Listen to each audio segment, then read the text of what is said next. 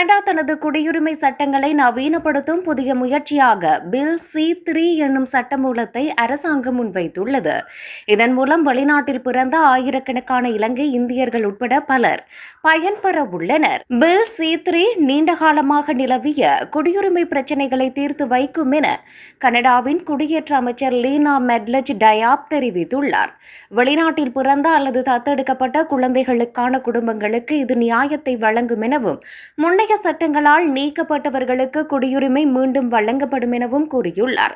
2009 அமுல்படுத்தப்பட்ட முதல் தலைமுறை வரையறை ஃபர்ஸ்ட் ஜெனரேஷன் லிமிட் என்னும் விதியில் கனடாவில் பிறந்தோ அல்லது குடியுரிமை பெற்றோர்களில் ஒருவருக்கு மட்டுமே வெளிநாட்டில் பிறந்த குழந்தைகளுக்கு குடியுரிமை வழங்கும் போது செல்லுபடியானதாக இருந்தது. 2023 டிசம்பரில் ஒன்டாரியோ உச்சநீதிமன்றம் இந்த விதி அரசியலமைப்புக்கு முரண்பட்டது என்று தீர்ப்பளித்தது.